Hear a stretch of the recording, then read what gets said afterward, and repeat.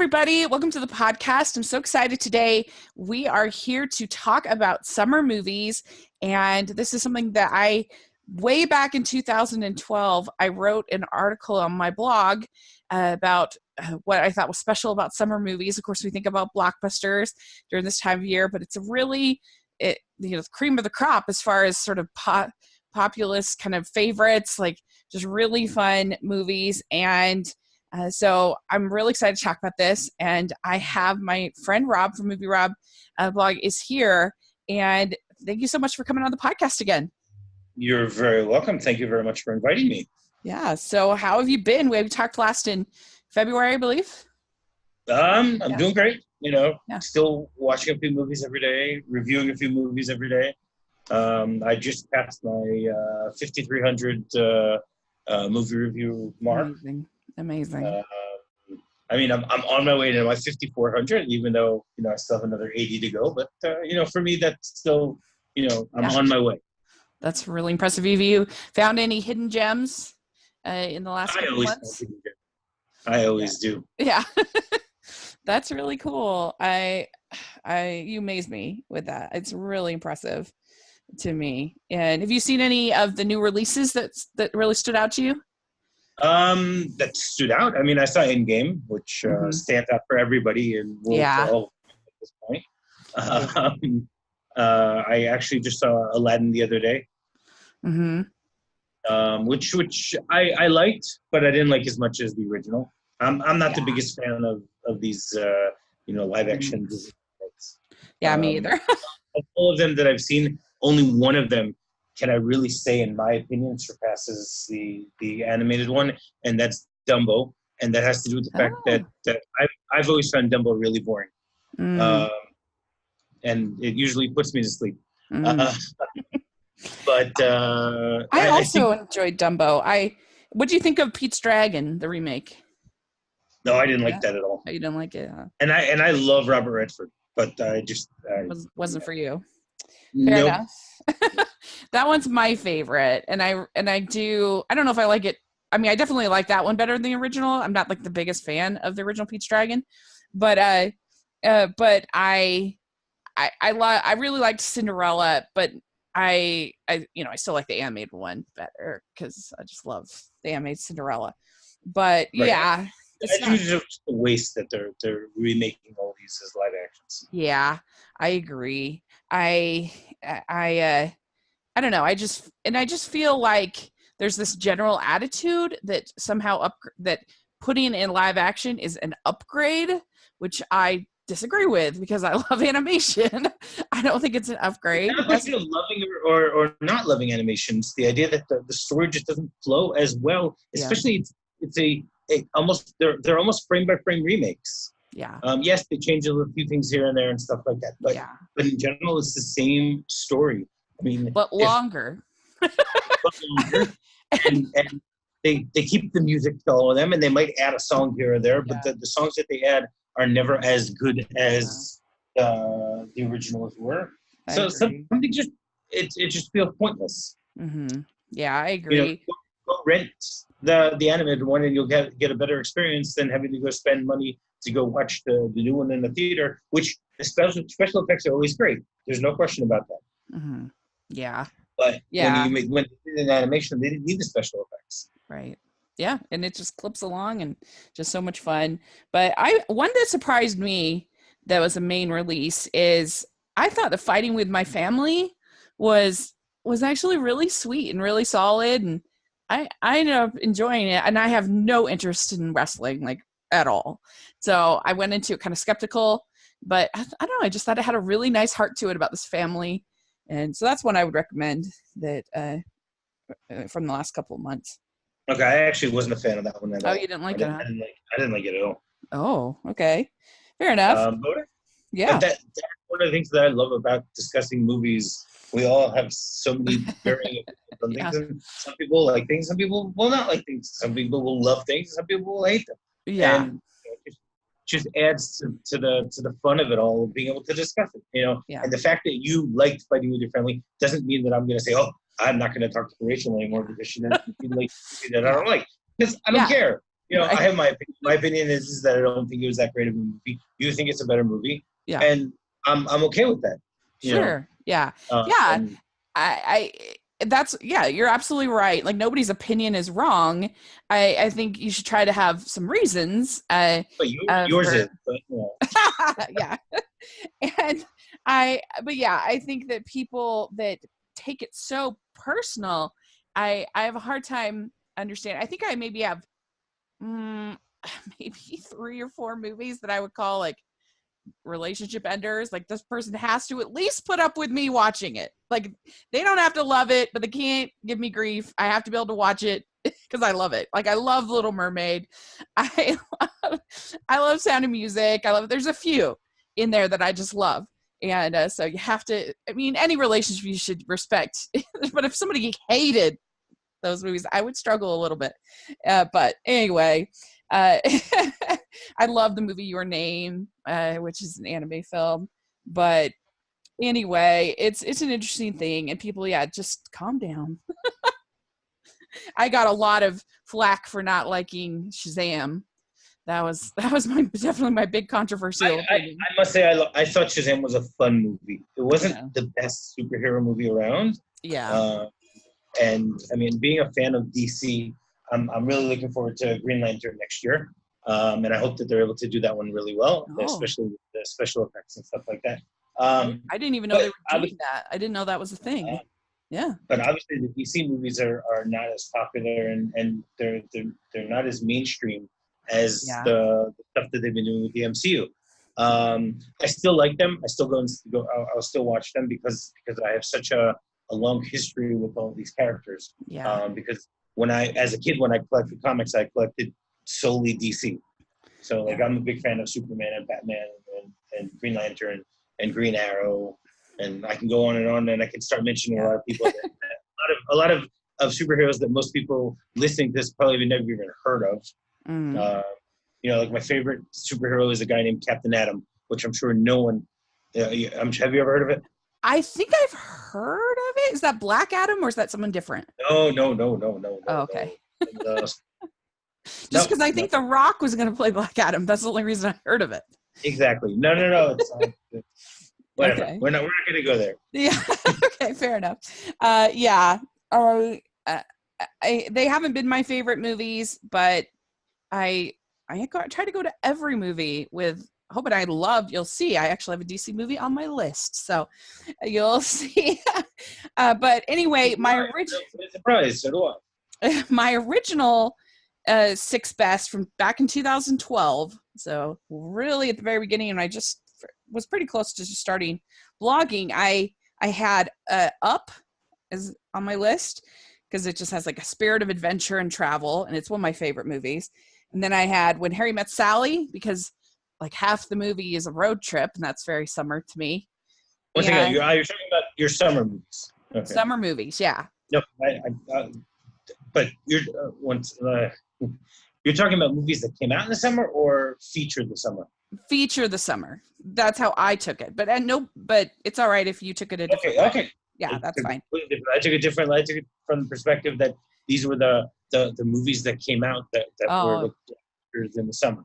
Well, that's just as valid for sure. And then I have this is on my old list. I have Endless Summer, which is a really great surfing documentary from way back in the 60s. And the idea is they move all around the globe to find a place that's summer. So they have the whole year is summer, and they're shooting this surfing. It was a pretty groundbreaking documentary. Anyway, it's really good. And then I have Inception. That was sort of my blockbuster back then that I was really into and I loved. And then I have 12 Angry Men. Because to me, that's such a good movie about like using heat. And they just, the way that they're just so drenched and it's like it gets hotter and they're all putting up the windows and fiddling with the fan. And I don't know, it adds to the tension and it builds and builds and builds. So that was one I thought of. And then I have the 500 Days of Summer as my last choice, probably for obvious reasons.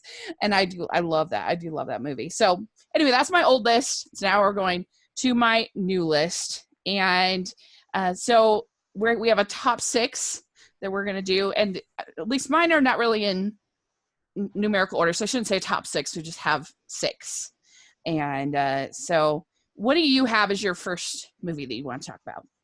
Okay. All right. Well, basically, I when we were discussing this about what type of topic we were going to use, so my impression was we were dealing with, okay, what movies were summer blockbusters? Yeah. I mean, everyone knows that the very first summer blockbuster, from that perspective, which they realized that, hey, this is the time where we can actually make a whole lot of money by having something come out around 4th of July weekend or something like that. And just get a lot of people to start going to the theater to see these action thrillers and stuff like that. And that was back in 1975 when Jaws came out. Mm-hmm. Yeah. And ever since then, every summer, there are tons of movies that come out, but there's usually at least one big blockbuster that tries to come out. So I was looking at it from that perspective. Yeah. That what were the movies over the last 44 years, that in some ways defined a particular summer. So when I was thinking about it, I was like, okay, what's when I'm looking at it from my perspective. Mm-hmm. So I mean, I was born in 74. Okay, so for me, my the mid to late 80s and 90s was the prime of my movie watching experience, as a kid, a teenager, a young adult, however you want to think. So I looked at it from that perspective, that what movies came out then that really said something to me. Because now as a movie blogger, so it's very different, because I'll watch anything because I want to see everything. It's not as a question of saying, okay, this is going to be the best movie of the summer, this is the movie I'm going to go see. Because there are a lot of them. Unfortunately, in some ways the movies that are being made nowadays are not on par with the type of blockbusters that were made before, because the ones now are more for action and style as opposed to story. So actually, the 6 movies that I picked actually have fun, enjoyable stories. Also, I mean, one of them you might say is completely popcorn fare, but the rest are all really good type of movies that to me define what a summer blockbuster should be or would be, whatever you want to call it. So my first one I'm going to discuss is Independence Day, which came out in 1996. Okay. I mean, I remember when that came out. It came out July 4th weekend. I remember going to see it in the theater and just being, my jaw just dropped open and stayed open for the entire movie, because it was just such an amazing movie watching experience in the theater. Yeah. I really enjoyed that back in what year did you say? 1998? No, 96. 96, sorry. I really enjoyed it as well. I found it didn't hold up quite as well as I would like, but as far as that theater experience, and I think it's back, I feel like there was more, like, star power was more of a thing in the 80s and 90s, and Will Smith and is just so charismatic, and Jeff Goldblum is so great, and then his final speech is so great, so well done, that it really helps elevate it. Because one thing that really annoys me about modern blockbusters is, I say, is too many people staring at screens. Is they think that this is somehow exciting. And particularly, like an example, the last Fast and Furious movie, to me, had so many scenes with people staring at screens. And I'm like, this is very boring. Like, it's not exciting to me at all. And so, but in retrospect, there are quite a few scenes in Independence Day with people staring at screens, and even way more in the sequel. But I think that it has enough of that action and just enough of that sheer charisma and enough of those just ridiculous over the top action scenes where, the White House is getting blown up and this kind of a thing, that I think it really does work. So yeah, it's a fun choice. And Jaws, great choice, because I didn't use that as my choice. I just mentioned it. Just mention it. Yeah. I do love Jaws, though. I don't want to waste my 6 right away. Okay, I'm for the 6 if we want to do it that way. Okay, but I do love Jaws. I think it holds up very well, and it's a great summer movie even with any criteria because it's all set at the beach and it's all it's a really good one. But my number six, I have, or my sixth choice, I have Wonder Woman, and like I said, I have a DC choice, and I get it that technically it has some flaws with Ares and some other things, but I just have such an emotional connection to this movie. I every time I watch it, even I've seen it so many times, I cry because I just love the whole sort of message of this, basically this godlike character that comes to realize the frailty and lack of humanity that man can show to other men.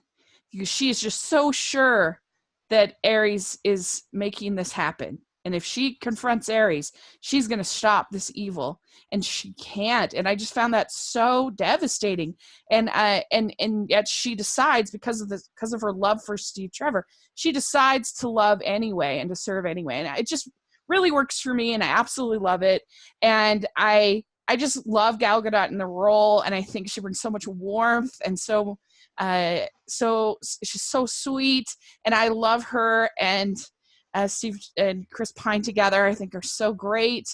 And I even like her little band of kind of misfits. I think they're very sweet, and I didn't care about the CGI because I was so invested in the character that it just didn't matter to me. And it's just a movie that I love, and I just seem to never, it seems to never not be able to make me cry, get emotionally invested.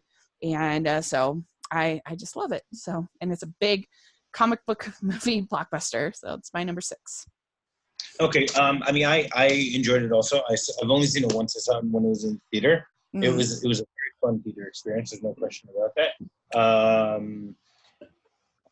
Yeah. But it fits into the way that superhero movies are being made nowadays, where they're just being turned out, and they're fun and they're enjoyable, but something still felt missing in the thing. Part of it might be that when I think of Chris Pine, I now think of James T. Kirk, and it's very hard for me to see him, James T. Kirk in everything, because you have James T. Kirk in Wonder Woman, and James T. Kirk as Jack Ryan, and James T. Kirk, it just goes on and on and on, because he plays Kirk really, really well. Yeah. So in my mind, that's who he is. The story is done well. Okay. I like the way that they don't go with the Hollywood happy ending. That sorry if I spoiled anything for anyone who hasn't seen it yet, but it's been 2 years, so yeah. I guess I can sort of be. I really liked that too, because there was real stakes and real loss, and it's just a movie that I understand why it doesn't emotionally connect with everybody, but emotionally connected with me. And so it's one that I really love. And so what do you have at number five? Okay, my number five is another movie that came out in the early 90s, Terminator 2 Judgment Day. Oh, so good. Came out in 1991. Again, I remember when I went to go see this in the theater, and I remember, first of all, I had seen the first Terminator numerous times beforehand, and I remember the trailers coming out for Terminator 2, and this was back in the day when trailers didn't give away the entire movie, and they made you guess even more. They made the trailer made us believe, at least back then. Obviously, if I were to rewatch it now, I might think differently, but back then they made people believe that it was going to be Schwarzenegger versus Schwarzenegger. That they were going to have a good Terminator and a bad Terminator. The ones going to fight it out. And obviously, they didn't do that in the movie. But again, they raised the stakes. They made they took a sci-fi sort of horror thriller. I guess you can sort of, I don't know how people really want to classify Terminator, if you want to classify it as a horror movie or not. But they turned it into something different. They turned it into an action an action type movie, which has a very cerebral story, because here you're talking about, okay, here's a kid who was brought up in this militaristic household, where his mother is telling him that he's the one who's going to be saving the world and stuff like that, and you see how this affected him, and how it changed him during the course of his youth. And then he meets this Terminator who he's been brought up to believe is his enemy, and then wait a second, he realizes that he can actually teach this cyborg in order to be able to help him. He's this protector and stuff like that. And I thought that they presented it really well. In my opinion, I mean, Terminator 2: Judgment Day is the best of all the Terminator movies that they've had, because it has so much heart in it. Yeah, I agree. It's so good. And I would say that sci-fi movies are probably the toughest sell for me.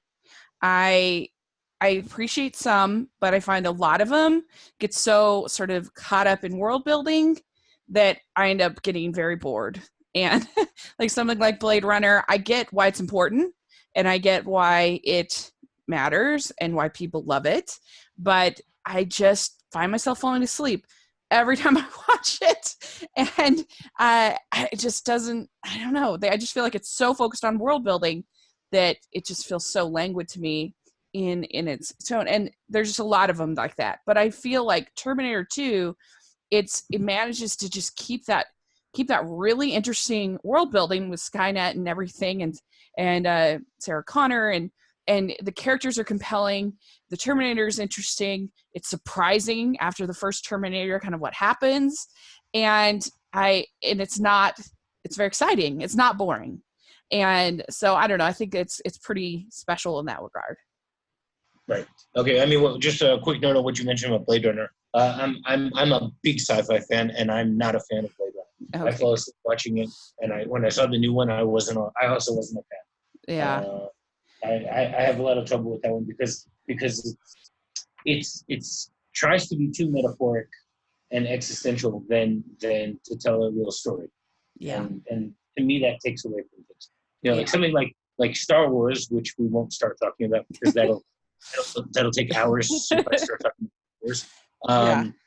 But Star Wars Star Wars tries to tell a fun, enjoyable story that feels like a fairy tale fantasy type of story.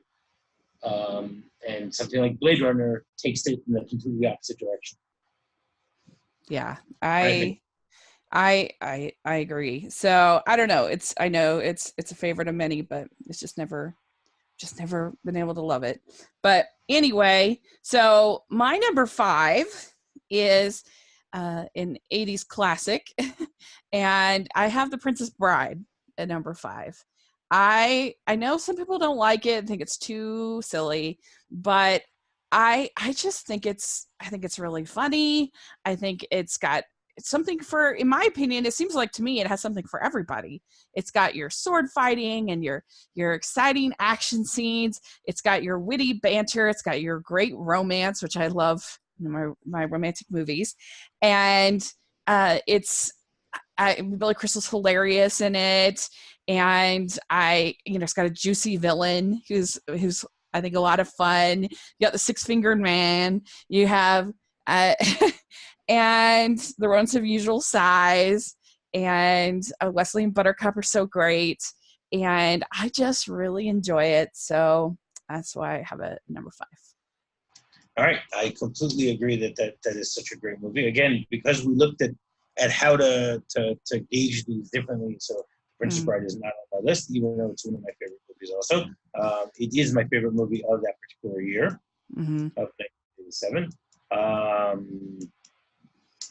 I'm actually trying to find the quote right now in order to say it, because you said that it's got everything. It's got something for everybody, and the scene at the beginning where the grandfather, played by Peter Falk, is actually telling his grandson, what's in this oh, you're book. right. Yeah. That's true. Epitomizes what you just said. Mm-hmm. But I can't seem to find it. But I know what you mean. Yeah. Here he says it's got fencing and fighting and torture and revenge and giants and monsters and chases and escapes, true love, miracles. And then the grandson, played by Fred Savage, goes, it doesn't sound too bad. I'll try to stay away. And in my opinion, I actually think it improves upon the book.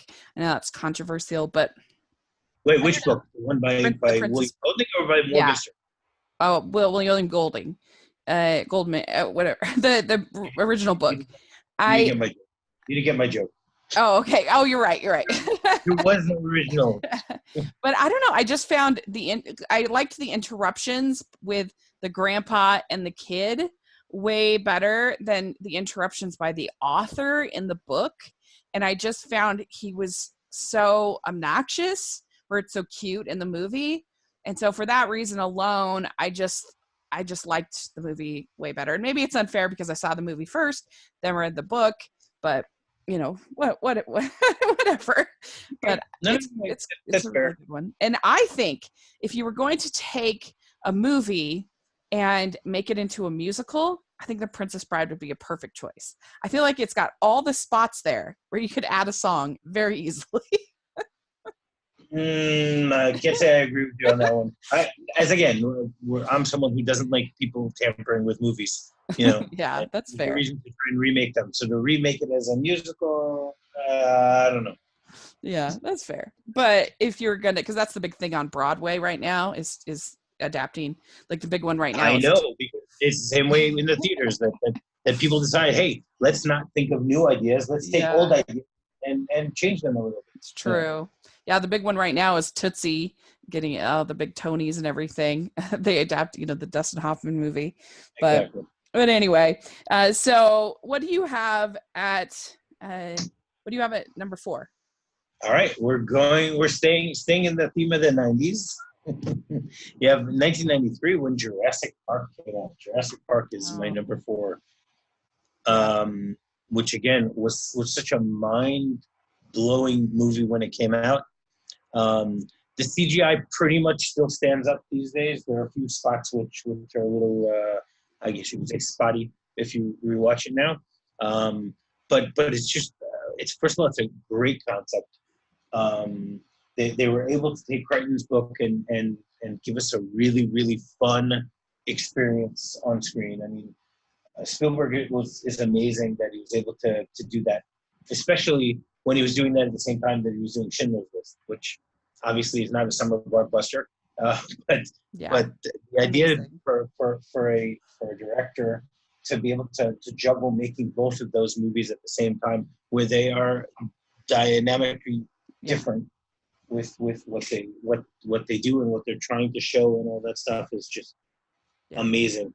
And Jurassic Park was just such a thrill when it came out, to be able to because that was basically the first real CGI movie, or a movie which was able to incorporate CGI properly and make us believe things. I mean, obviously they had special effects beforehand, but this is the first time where it was done in such a way that everything feels as if it flows and the interactions are great. I mean, even back to what I mentioned about Star Wars, and even back when they did Star Wars, where they were using, stop motion and all these other type of special effects, they worked, but they didn't work as well as the way that they did in Jurassic Park. Yeah, I love Jurassic Park. It's one of my all-time favorite movies. It's the movie I've seen the most in the theater of any other movie, because it was in my theater that year just for forever. It was in the regular theaters for forever, and then it was in the discount dollar theaters for forever. And so I just kept going to see it, and it was such a great awe and spectacle. And I was just talking to somebody about this today, that I feel like it's so hard now to get that sense of awe and spectacle in a movie. You got it in Endgame, but I just feel like so many of these movies, they have these CGI creatures and they all end up kind of looking the same. And they're just not like something, I don't know, like Kong Skull Island or something like that you're supposed to be super impressed by this CGI creation, but we just had another movie, you know, with giant CGI creation. So it's getting harder and harder to impress me. But when I first saw, and I mean, the Jurassic sequels, like they're just not, they don't have that sense of on spectacle to me. And it's very difficult to get that. But when I first saw Jurassic Park, and when they first come up on the dinosaur, I don't know all their names, but I just remember just being blown away, and I just couldn't. Sadler, the kid and the kids. Yeah. Lexi. Yeah. It's. I'm trying to remember the boy's name that I can't remember right now. What is it? Yeah, I can't remember. But Timmy, maybe. I should know that. But anyway, it's an incredible movie, and it's not just that it has this moments of on spectacle. It has really good writing too. Like the scene where John Hammond and Dr. Adler are just talking, eating ice cream. That scene is really well written, and you get to know so much about both of those characters. And I mean, each of the characters is really well done, so it's not just a kind of a silly movie. It's got some depth to it, I think. Correct. Yeah, very good choice. More than just some depth. It's got a lot of depth. Yeah. So my next choice is not the most deep movie, I admit it, but I don't know, I just thought it fit. I have Mad Max Fury Road as my next pick. I just think it's all in the desert. It's very hot. It's very kinetic and energetic and creative. And it's like, I don't know, it's just something that just the more I see it, the more impressed I am with the visuals and I feel like because the way I look at Mad Max Fury Road is kind of unique. I don't mind that there isn't like a ton of story because I feel like it's actually kind of an apocalyptic war movie. And it's all about these little battles between these various people and these cars. And so like most war movies are about the battle. They're not about some big plot. And so I'm fine with what it does because I don't think it outstays its welcome for me. It's not like super, I forget how long it is, but it's not super long. And I think you actually get some emotion from the Charlize Theron character. And when they get there and they have to turn back, and that's it's enough for me to be bonded with the character. And it's just so kinetic. It's so fun, so crazy, it's so creative. And so I think it's a really good example of this kind of summer movie that gets you excited about going to the movies. Okay. Once again, because I did my list a little differently than yours, so that isn't the movie that made my list. I thought it was an okay Mad Max movie. I'm not the biggest Mad Max fan. Mm-hmm. I mean, I've seen all four of them, I believe. Four, three. Mm-hmm. I'm trying to remember. I mean, I actually haven't. It's the only one I've seen, but I need to work on that. But it's the only one I've seen. Road Warrior, there's Beyond Thunderdome, and then there's Fury Road. So Fury Road, I think, was probably the best of the lot. Mm-hmm. But I found it to be a little bit too chaotic for my taste. I can understand that. Chaotic. I've seen it twice. Mm-hmm. I really have little desire to go see it a third time. But I probably might get around to it one of these days and watch it again. You should watch it in the Chrome edition, just because it's really interesting to see it. At least I thought it was interesting to see it in black and white. It was kind of cool. Okay, I will take that into consideration when I consider trying to watch it again. Okay, very good. So, what do you have as your number 4 pick? My number 4, we're going now back to the 80s. Yeah, going back even further in time. And that actually is a good quote for this movie because we're talking about 1985 when Back to the Future came out. Such a good one. Yeah. And that was. I mean, I was 11 when that came out, and I remember seeing it numerous times in theater because it was such a fun movie. And there was also the whole idea that, hey, I'm watching a movie in July that takes place in October. It was like I kept waiting for October to come around to say, oh, this is the day that Back to the Future is actually happening. That type of thing. And again, it goes back to Steven Spielberg knowing how to tell a story really well with the use of special effects. Well, and Robert Zemeckis. And Robert Zemeckis, of course. Right. I mean, it was Robert Zemeckis who directed it, but Steven Spielberg was the push behind it all. Producer, from the producing perspective.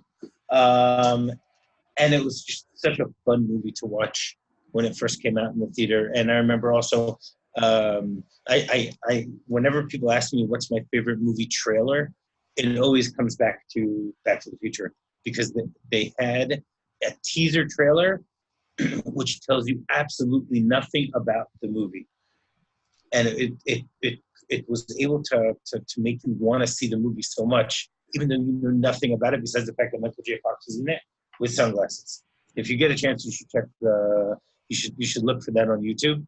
You can find it. It's like a 30-second teaser trailer, which basically just shows, I think, if I remember correctly, it shows, Michael J. Fox putting on the sunglasses, and if I remember correctly, the DeLorean door opening, and something with his shoes or something like that. It's been a while since I've seen it, but it was the type of trailer that they don't do these days nowadays. They people wouldn't waste money on a trailer like that today, even though it's something that's so effective. Yeah, it's one of my all-time favorites as well.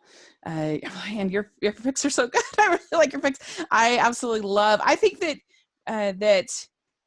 Back to the Future is one of the most just purely likable movies ever made. Like I just can't imagine.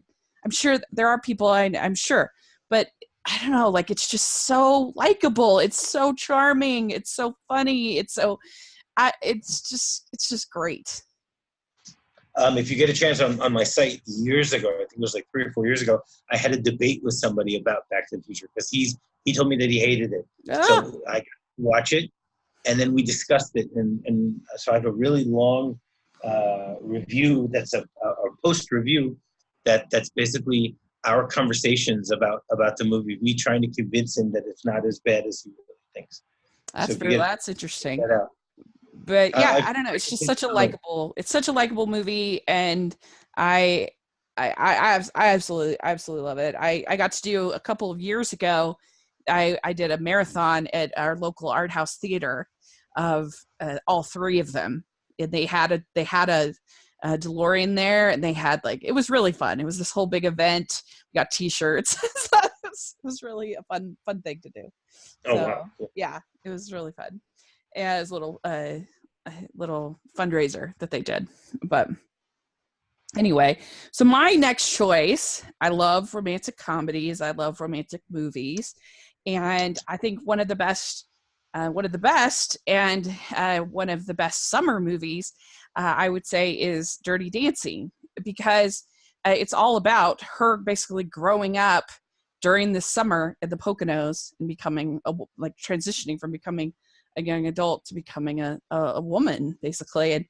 And I think that Jennifer Grey and Patrick Swayze have such great chemistry. I think the movie's actually deeper than people give it credit for. It takes on some weighty themes. I mean, she has to deal with this woman getting an abortion. She has to deal with, her relationship with her father, who's a doctor.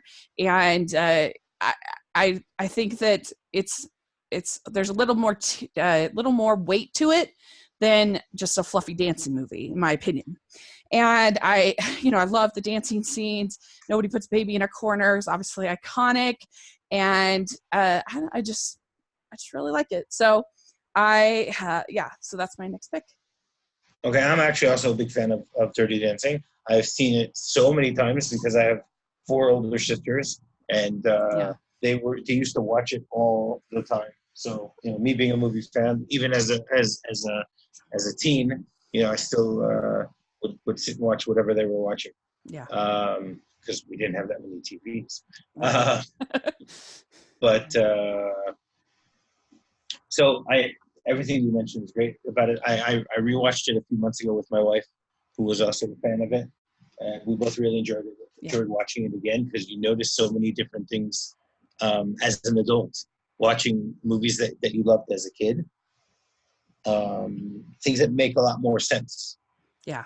As a kid, kids are much are quicker to dismiss things and not care about little things that are going on in the movie. But as an adult, you see things from a much different perspective. Yeah. I think so. Like it can be enjoyed on just sort of that light, frothy level if you just want to appreciate the dancing and whatever. But there is that, I think, that deeper level, and you really see her grow up and become her own person. I think by the end of it, so it's really fun. It's a really fun one. So, what's your next one on your list? Okay, my number 2 is actually we're going into the future now to the mid 2000s. When The Dark Knight came out. Yes. That's it's my favorite superhero movie. It's the best, in my opinion, of the trilogy of the Dark Knight trilogy that from Christopher Nolan. And I remember going to see this movie. First of all, I remember the trailer and really being psyched to see what's going to happen. How they're going to do it with the Joker versus Batman and stuff like that.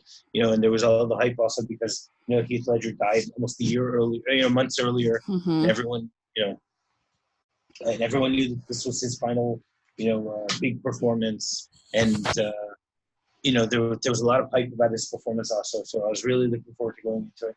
And I recall actually that on that particular day, on the day that it came out, because living in Israel, movies come out here on Thursdays. Okay. Instead of on Friday. So I usually get the opportunity to, if I want to go see something in the theater, on opening day, I get to usually see it before most people in the world, which is always a fun thing. Because then I don't have to worry about spoilers, and I get to actually be one of the first people to say that, okay, I saw this particular movie. So I remember I was having a pretty hard day. I don't remember the exact reasons behind it at the time or whatever. And I remember leaving work at around 12, 1 o'clock, whatever it was. And I went to the movie. And then I came back to work afterwards. And I remember that for hours afterwards, I was still shaking from the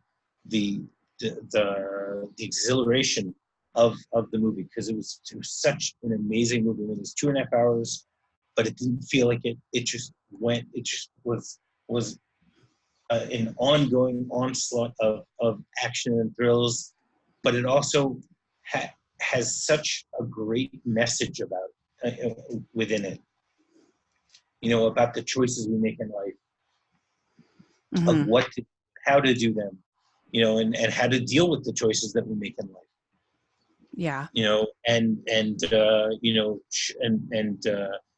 idea of being good at all costs, and to be willing to sacrifice just about everything in order to get that.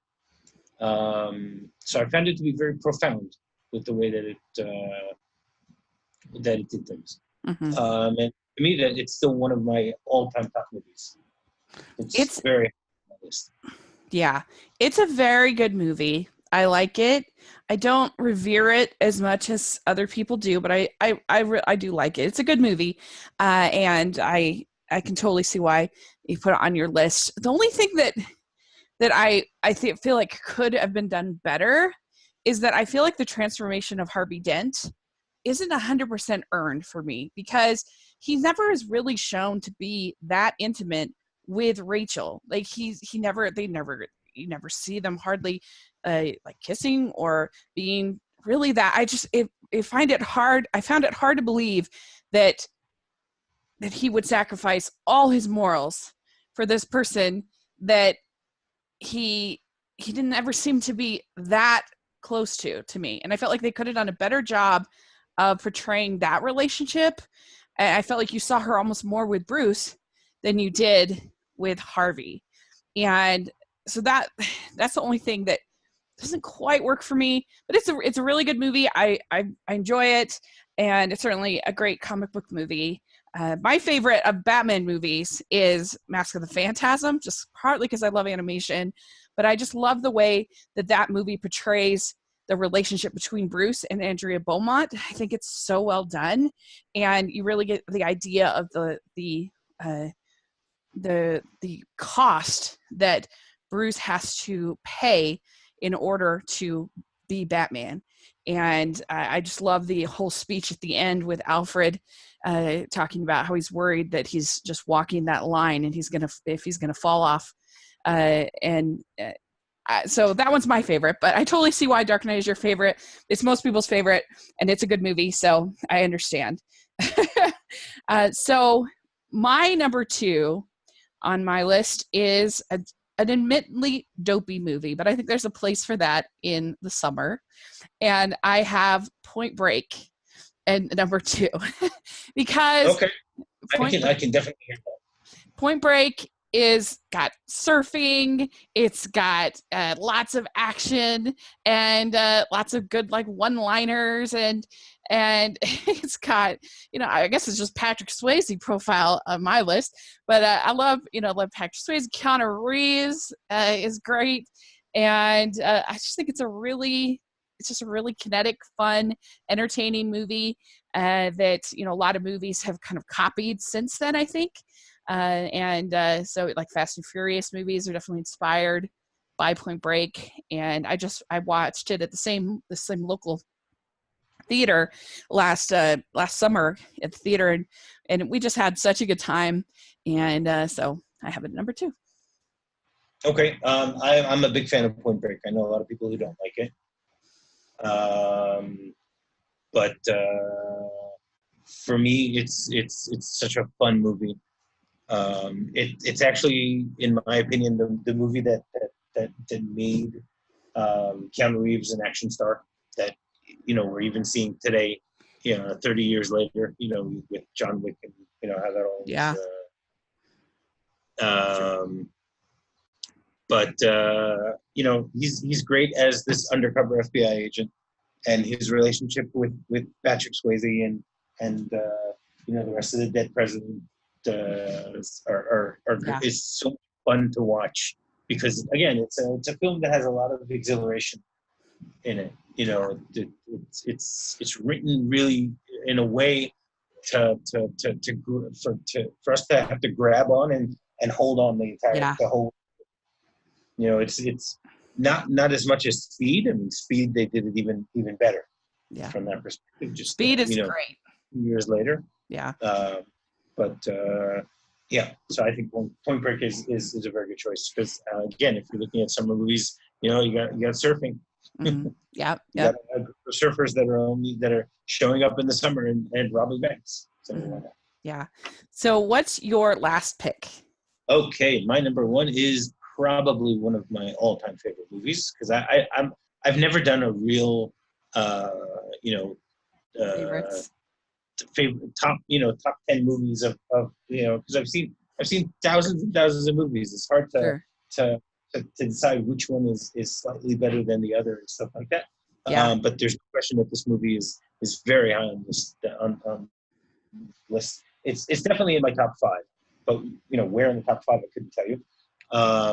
It's from 1998, Saving Private Ryan. Oh, okay.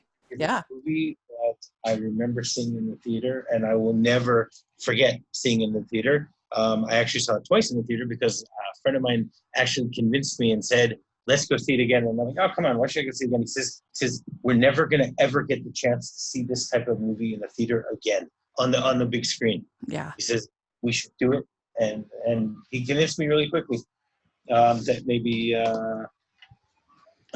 I should see it. And I mean, I've seen it tens of times since then. It's always such an amazing movie to watch. It's so powerful visually. Forget about the story. The story itself is powerful, but the visuals that Spielberg is able to give us just says so much. There's so much of the dialogue is via the visuals, or so much of the storytelling is via the visuals and stuff like that. And again, I remember when it came out. I remember that that it didn't get that much hype at the time when it came out, but it still was able to to to to to tell such a powerful story. I mean, I've read, I haven't heard personally, I've read Mm-hmm. so many veterans of D-Day Mm-hmm. have broke down crying watching that movie because it reminded them so much of the experiences that they went through, because it was apparently so accurate. Yeah, especially that first 20 minutes Of is course, no question about that. incredible. And it's a very good film and a very good ensemble film. And my top choice is going to seem very fluffy compared to your choice, but I the one that I thought of the most, and that I actually really love both the original and the remake, is I love the movie Parent Trap. And I picked it because it starts all the going to camp is such a crucial integral part of the whole story. It's where they meet, where they switch places, and them kind of all their shenanigans, and they go hiking and they go do all these kind of summer activities. And I just think the casting in both versions of the parents are so good and have such great chemistry, in my opinion. And I think whether it's Haley Mills or Lindsay Lohan playing the twins, I think they do a great job. And I think they do a good job of really giving you two different characters. And I don't know, I think it's charming and a really well-made family, both of them really well-made family films. And that's a big part of summer. So that's what I have. All right. Yeah. I've seen both Parent Traps. I liked the first one. The second one I thought was just a waste of time because it was so similar. Basically too similar. Yeah. Again, it goes back to the whole again, it's Disney. Disney loves to remake movies. Yeah. I haven't been able to really figure out why. I mean, even something like, I'm a big fan of Yours, Mine, and Ours, the original. And people with Dennis Quaid and Rene Russo, who I think are both great actors, and it's a waste. Yeah. They try to modernize things. Yeah, it's certainly fair. I can understand it. I just felt like, I don't know. Maybe I just saw it at the right age or something where I wasn't as picky about stuff like that. But I just really, I felt like it was different enough, and I thought that I liked the little relationship between the butler and the nanny in the remake. That was fun for me. And but I get what you're saying. But if I had to pick, I would pick the original, because Marina O'Hara is incredible, and I do love, and she's so funny in it. She's like, she's like, 5 surgeons, major reconstruction on my face just to look presentable before you. I think that whole thing is really funny, and I love Vicky because part of the thing is I am such not an outdoors person. Like, I do not like camping. You could submarine me so quickly. if I ever date anybody with kids and they should not watch that movie, because they could do that to me very quickly. And I love when I forget which version, when she's like, "Get me out of this stinking fresh air," because that's totally something that I would say. This might be somebody's version of fun, but it's not mine. And yeah, so I relate to you feel that you're the type of person who likes to watch these type of things in movies, but not to experience them yourself. Yeah, that's right. So okay, that's great. Yeah, it's interesting. So let's go over our list real quick. So I have Wonder Woman at number 6. I have Princess Bride at number 5. Mad Max Fury Road at 4. Dirty Dancing at 3. Point Break at number 2. And I have The Parent Trap, both new and old, at number 1. Okay, and my list is, number 6 was Independence Day. Number 5 was Terminator 2 Judgment Day. Number 4 was Jurassic Park. Number 3 was Back to the Future. Number 2 was The Dark Knight. And number 1 is Saving Private Ryan. Very good. Very, very good. Well, this has been really fun. I think we have really solid lists. I like both of our lists. And so let us know in the comment section, if you're listening, let us know what your list would be, what your favorites to watch in the summer, or your favorites that were released in the summer, however you want to do it. Then give us your list, and that would be fun. And we can talk about it. You can talk about it on Twitter, talk about it in the comment section, whatever works for you. And so that would be really fun. So where can people find you, your blog, and you online? Okay, well, you can find me, my blog is MovieRob.wordpress.com. And as I said, every day I have new reviews coming out, so people can always go there and check out new reviews. The reviews are of movies from all time, I mix and match movies. I can watch a movie, an action movie from the 90s, and then watch, a noir from the 50s, followed by, a sci-fi film from the 70s. I mean, it doesn't make a difference. I generally don't have a particular order of what I watch and when I watch them. Mm-hmm. But I do my best to try and review them in order of when I've seen them. My Twitter account is Real MovieRob. And if anyone wants to contact me by email, my email is rob@movierob.net. Awesome. Well, that's so great. I'm so impressed with what you do. And so very good. Make sure you guys are following Rob, and you can follow me, Rachel's Reviews, all over social media and on iTunes and YouTube. If you're listening on iTunes, if you give us your ratings and reviews, we really appreciate it. If you're listening on YouTube, if you can give us a thumbs up, subscribe to the channel. I really appreciate that. And if you want more access, exclusives, and other fun stuff, both with my channel and with the Hallmarkies channel, which is my other channel, then consider becoming a patron. And I certainly appreciate that. And we have a secret Facebook group. So if you want to talk about stuff, the latest releases, and TV movies, all of that fun stuff, you can become a member of the Facebook group. So that would be great. And thanks again. And we'll have to, if you have ideas of topics that you think it would be fun for us to talk about, put those in the comment section, because we definitely would be curious to know. And hopefully we can get together again soon. All right. Sounds like fun. Okay. All right. Thanks. Bye. Bye.